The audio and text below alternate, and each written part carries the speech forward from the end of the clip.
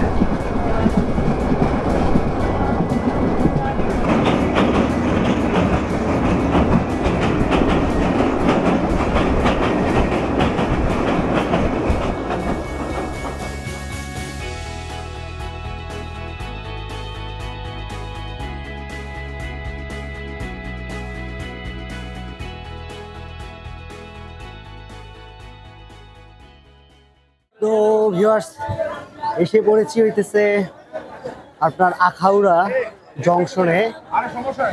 এখান থেকে আমাদের অটোতে 30 টাকা করে নেবেন আপনার আগরতলা বর্ডারের ওখানে যাওয়ার জন্য। তো চলেন, এখানে একজন ভাইয়ের সাথে পরিচয় হয়েছে, পরে আপনাদের সাথে পরিচয় করাই দিব। মানে উনিও যাবে, বাট আমার মতো এতদিন থাকবে না আর কি।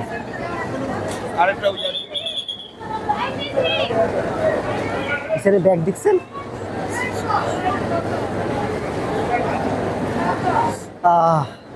ঠিক আছে, তাহলে দেখা হবে অটোতে গিয়ে।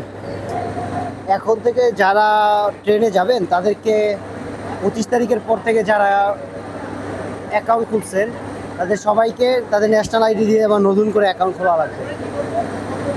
এই যে এখানে লেখা দেখেন, নিচেরাই পড়ে নেন। না সিএনজি কি আমরা যাবো নাকি? আমরা কি রিজার্ভ যাবো নাকি? না না, 80 টাকা না, 60 টাকা দেবো দুইজন। আমরা সামনে ছেড়ে লোক নিতে পারেন, অসুবিধা নাই।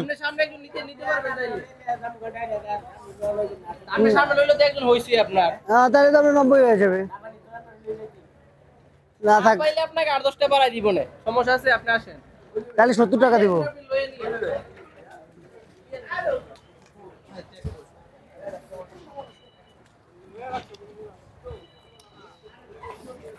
চেকপোস্ট কয় কিলোমিটার দেখছেন? যাইতে বেশি গুণ লাগে না, যাইতে লাগতে পারে 20-25 মিনিট। ওইখানে দেখ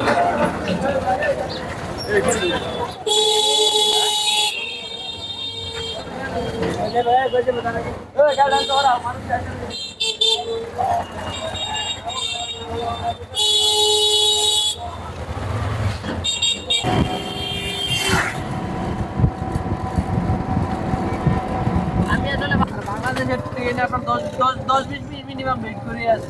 না, অত গ্যারান্টি দিয়েন না ভাই। আগরতলা এরা আমার একদিন মিস হয়েছিল, আমি এরকম ভাবছিলাম, মাত্র 1 মিনিটের জন্য মিস হয়েছে। তাহলে পরে কি এই টিকিট দিয়ে পরে ট্রেন আসতে পারেন নাই? হ্যাঁ, পারছি। তো ভিউয়ার্স, এসে পড়েছি হইতেছে আপনার আখাউড়া, আমাদের যে বাংলাদেশি কাস্টমস, ওটার সামনে।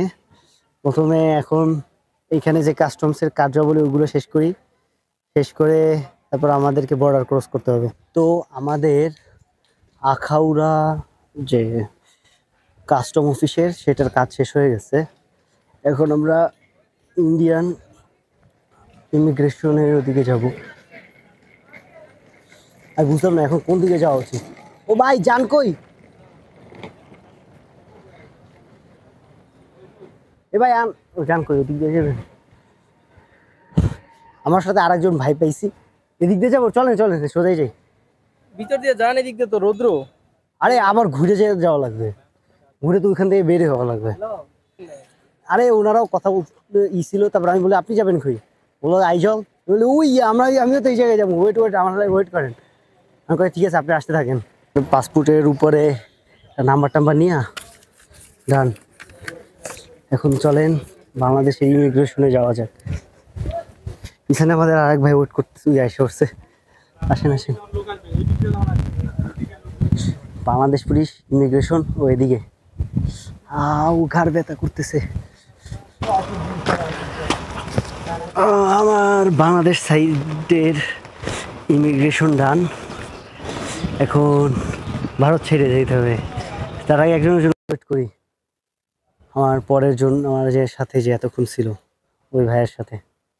আর আজকের শুরুতে তেমন একটা জ্যাম ছিল না, হঠাৎ করে আমরা যখন লিখতে বসছি তখন অনেক মানুষ হয়ে গেছে, ভাই এসে বসছে। তো চলেন তারপর যাওয়া যাক।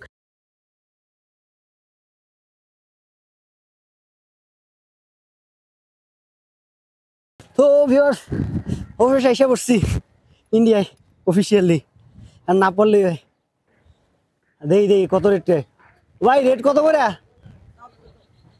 আরে ভিতরে যাই দেই রেট কত, আইলে আগে রেট কন হেরবার ঢুকু।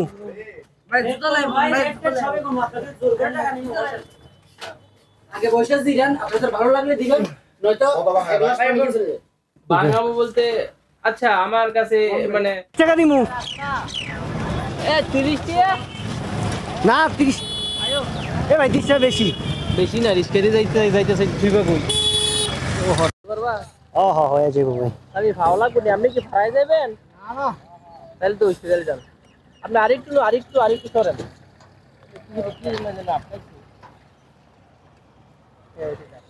মামা আইজল যাইবে, আইজলের বাস কেমন পাওয়া যাবে? হ্যাঁ কোন সময় পাওয়া যায়? আগরতলা দিয়ে পাওয়া যায় কিনা? ওই কি ওই ইসে ধর্মনগর নাকি ওই না চাইতে হবো? ও ইয়া ভাই, ও ভাই হ্যাঁ বিকেলে তো একটা আছে। রেলে কত করে নিতে পারে ভাড়া? আরে না আইজলে রেলে যেতে পারবো না, এমনি ধর্মনগর যেতে হবে। রেলে তো যাই পারে, রেলে যায় না ও। আমারও বর্তলায় লয়ে যান, বা ওই ট্রেন স্টেশনের সামনেও লয়ে যেতে পারেন। ট্রেন স্টেশন কয়টা? 20 টাকা নিব অটোতে, ওই বর্তলা দিয়া ট্রেন স্টেশন। এটা কি আগরতলায় কি মেট্রো রেল আছে নাকি? মেট্রো আছে নাকি? না এটা ফ্লাইওভার? ও ব্রিজ, ও ওভার ব্রিজ, বুঝছি। ও আমি ভাবছিলাম মেট্রো রেল, আমি তো অবাক হয়ে গেলাম। আগরতলায় মেট্রো রেল বানাইলো কবে? দেখতে অনেকটা বাংলাদেশের মতোই। বাংলাদেশ আসো, বাংলাদেশ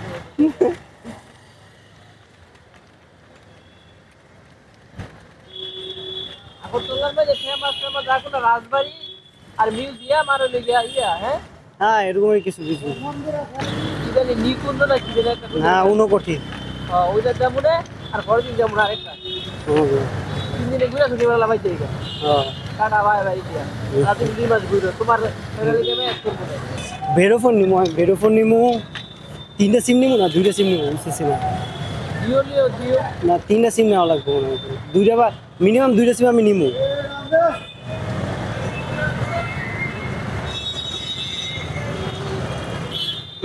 এই দেশের প্লাস পয়েন্ট কি? আরে না থাকার হোটেল কোনো পাবো কি কাইতে লাইছো ঠিক আছে। আর কি আর কেন আর রুম বুক করে লাইছি। তো সেটা হইতেছে ত্রিপুরার হজ ক্যাম্প। তো আজকে দুপুরবেলা এইখানেই খাইলাম, কারণ হালাল নিয়ে তো জানেনি, যেহেতু মুসলিম অনেক টেনশন থাকে। আর এইটা কি করবো মাদ্রাসা, আমার তো এটাই মনে হইতেছে মাদ্রাসা বা এরকম। ভাই এতক্ষণ আমি যে ভাইয়ের কথা বলতেছিলাম সে হইতেছে আমাদের আবু বকর ভাই দেখা যাচ্ছে। তো আমি আবু বকর ভাইয়ের সাথে মিলতেছে ট্রেনে আমার সামনে সিটে বসেছিল উনি। তার কথায় জানতে পারলাম যে উনি ইন্ডিয়া যাবে। মামা Radhanagar auto stand, Radhanagar auto stand. হ্যাঁ কত করে? কত করে? 15 টাকা করে এক একজন। 30 টাকা। 30 টাকা করে তো মন টাকা করে। হ্যাঁ এটাই তো, মানে এক একজন 30 টাকা না কিন্তু, দুইজন 30 টাকা। আরে তুমি বুঝো নাই 15 টাকা করে 30 টাকা। হ্যাঁ 15 টাকা করে 30 টাকা। ওই ভাই না 40 টাকা করে না। হ্যাঁ 40 টাকা করে ভাই, 40 টাকা করে। না না না না 30 টাকা দিব। তো এইখানে আপনার আরে না 30 টাকা ভাই দিমু দিমু 30 টাকা। 30 টাকাই তো। এটাই তো 30 টাকা করে দিব। পারমু পারমু, এই জায়গায় বইলে আরো ভালো করে নিতে পারবো। এই জায়গার অটোগুলো একটু অন্যরকমের।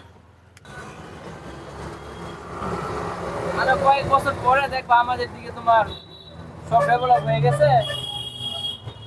ঢাকা শহর অনেকটা হালকা হয়ে গেছে, আমাদের দিকে নিয়ে আসে। ওদিকে তো একটা মেট্রো রেলও বানাইবো নাকি, মেট্রো রেল 6। পাতাল রে।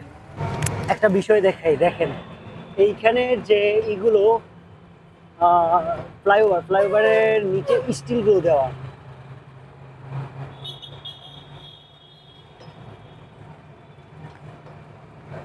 রাধানগর। তো রাধানগর থেকে আমরা দেখবো যে কালকের যে আমরা আইজল যাব, আইজলের গাড়িগুলো পাওয়া যায় কিনা।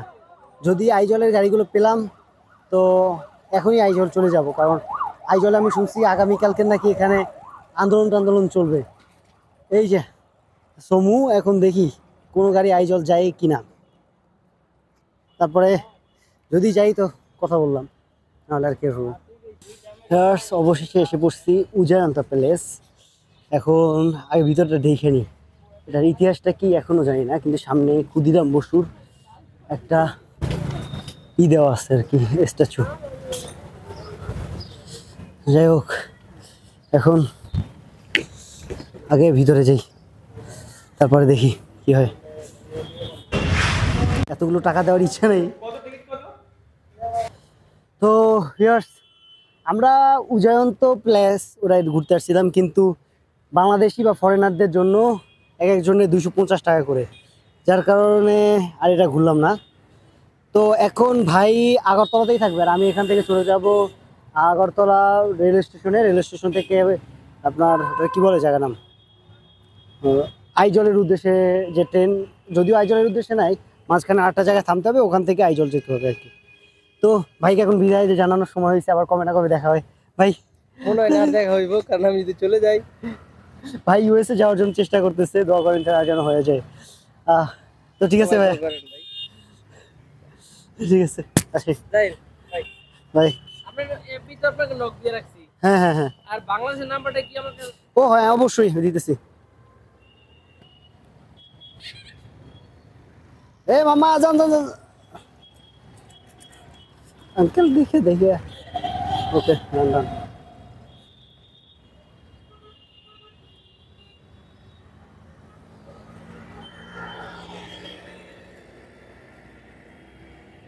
এ মামা বটতলা।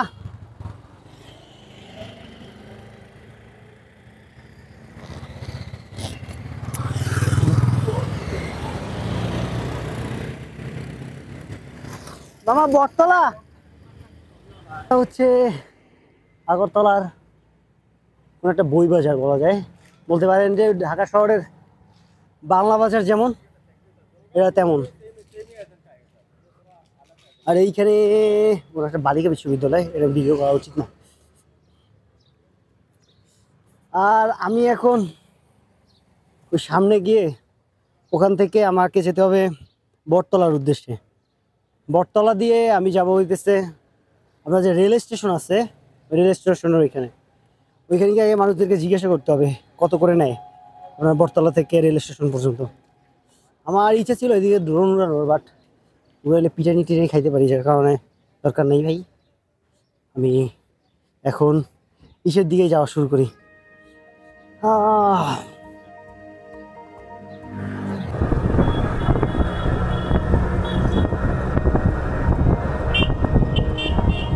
এখন আমরা আবার এসে পড়েছি বটতলায়। এখান থেকে আমাদের যেতে হবে হচ্ছে ত্রিপুরা বা আগরতলা রেল স্টেশনে।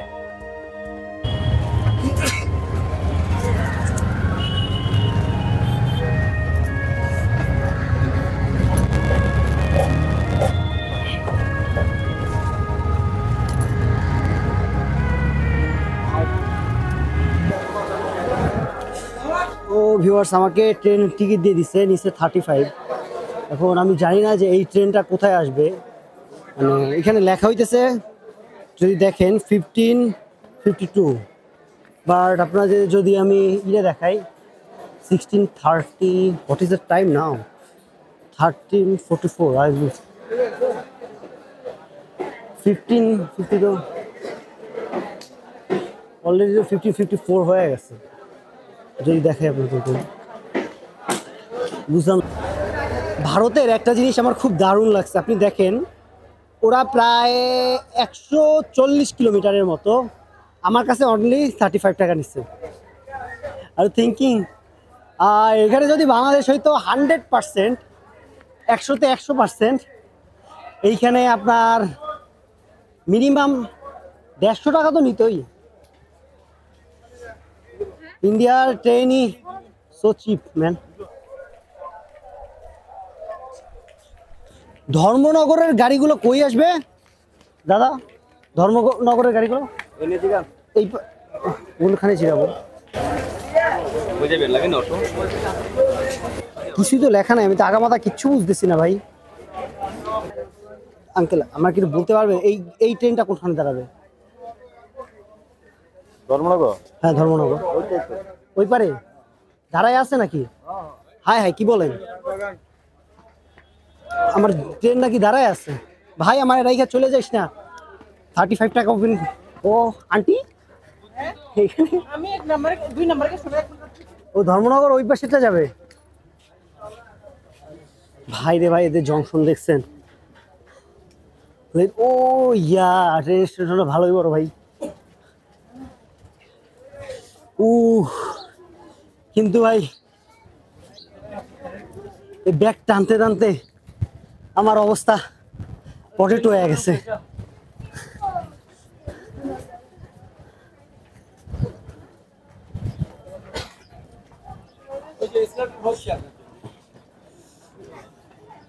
পনেরোটা 52তে ছাড়ার কথা, ও না ছাড়বে কয়টায় তা তো কিছুই বলা নাই। লোক আছে তো গাড়ি করলেন।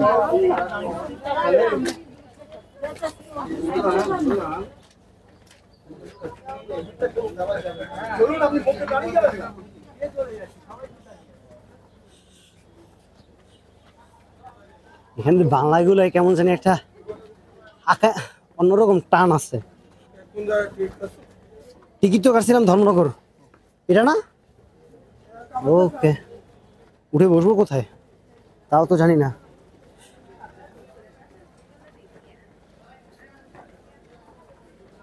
ও কাকু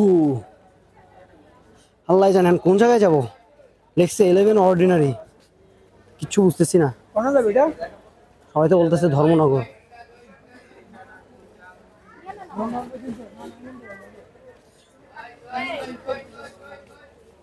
তো এখন বসে আছি আইজলের উদ্দেশ্যে।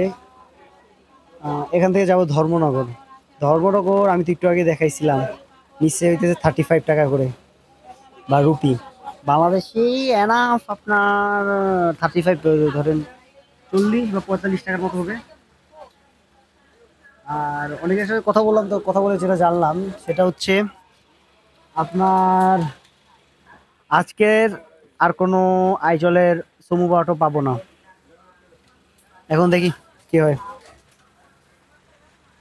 তো ভিউয়ার্স এখন আসতেছে আগরতলা রেলওয়ে স্টেশনে, ওই যে দেখা যাইতেছে। আমি একটু উপরে উঠাই। আগরতলার যে রেলওয়ে স্টেশনের স্ট্যান্ড আর কি।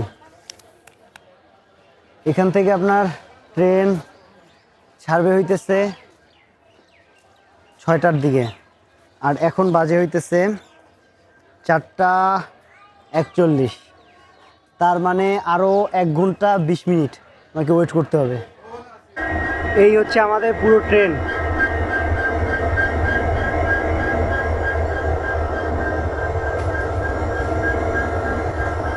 এখন আমরা বসে আছি ট্রেনটা ছাড়ার অপেক্ষায়, এখনও 5 মিনিট বাকি আর কি। দেখা যাক আরও কতক্ষণ লাগে আর কি।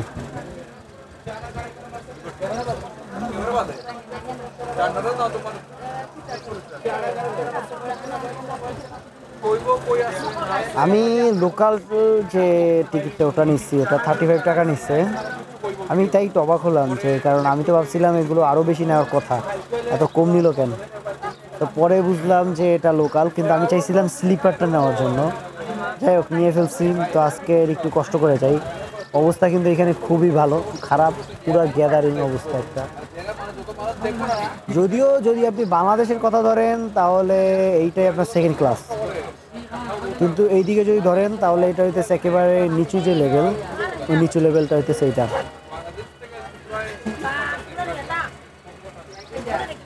প্রথম দিনে একটা আজব প্লাস একটা ভয়ঙ্কর ঘটনা ঘটছে। সেটা হইতেছে আমরা যে ট্রেনে যাইতেছিলাম, এই ট্রেনে সম্ভবত কেউ একজন, আপনার ওই যে গেটগুলো দেখতেছেন, ওই গেটগুলোর ওইখানে একজন মানুষ ছিল, কেউ একজন ওটারে লাথি মারছে, যার কারণে কী হয়েছে, ওই লোকটা সম্ভবত পড়ে গেছে বা এরকমই কিছু একটা করছে। পরবর্তী স্টেশনে যখন আসছে, ভাই এমন মাইর দিছে, আমরা ঢাকার শহরে আমরা যেটাকে বলি গণধোলাই, লাইক কোনো চোর টোর পাইলে যেরকমের পিটানি দেওয়া হয়, আমি সিরিয়াসলি ভাই ভয় পেয়ে গেছি। আমি কাহিনী কী হইতেছে, কেন মারতেছে।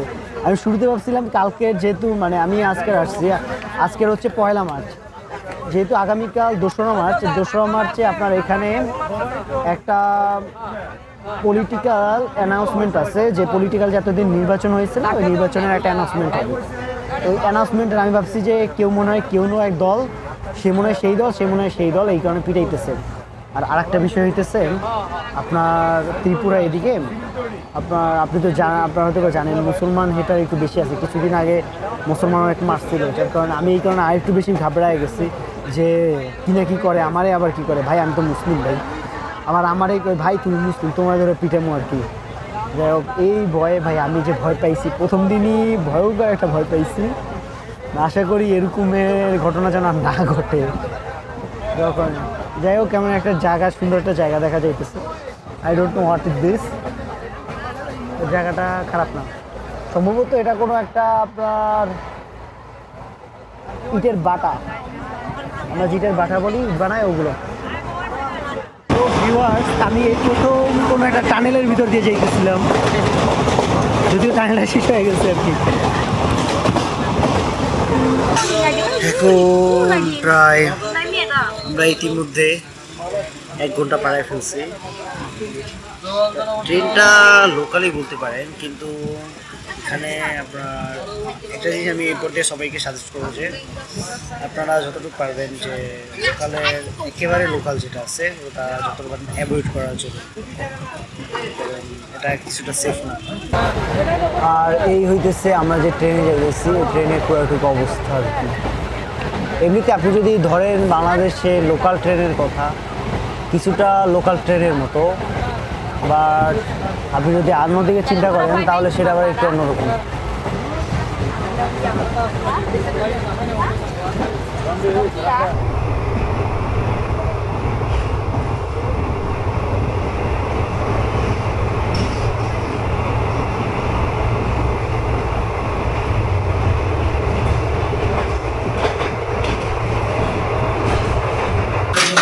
আমি এখন আছি ধর্মনগরে। তো একটু দেখেন এখানে ভাত দেয় হচ্ছে আপনার এক ধরনের কাগজ, এটা কিন্তু উপরে এটা পলিথিনের মতো কিছু একটা দেওয়া, আর নিচে নর্মাল একটা কাগজ। প্রত্যেকের জন্য এটা অন টাইম প্লেট হিসেবে কাজ করে আর কি।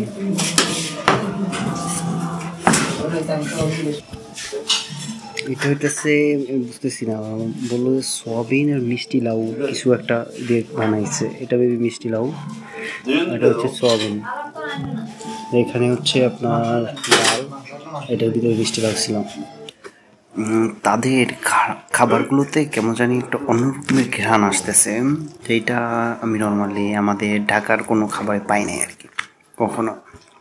দাঁড়ান আমি একটু টেস্ট করে বলতেছি। আই ডোন্ট নো এটা কিসের ঘ্রাণ, ঘ্রাণটা অন্য রকমের। বিশেষ করে এটা এই যে সয়াবিন দিয়েছে, এই সয়াবিন থেকে আসতেছে আর কি। আর আজকে রাতে আমি আছি এই হোটেল নর্থ কন্টিনেন্টাল, এইখানে লজিং। এখন আমি চলেন আমার রুমটা দেখাবো অনেক আগে, তারপরে হোটেল নর্থ কন্টিনেন্টাল। এই হচ্ছে ভাই আমার 350 টাকার রুম। রুমে একটা খাট আছে, কোনো বাথরুম নাই, অ্যাটাচ বাথরুম নাই। আপনাকে বাইরে গিয়ে তারপরে ওয়াশরুমে যেতে হবে আর কি। আমি আমার জিনিসপত্র রাখছি, আর আমার রুম নম্বর হইতেছে 14। এটা যে দরজা ভাই, যে আদিকাইলে একটা গেট দেওয়া, এটার ভিতরে বাইরে মানুষ আছে দেখে এখন দেখাইতেছি না।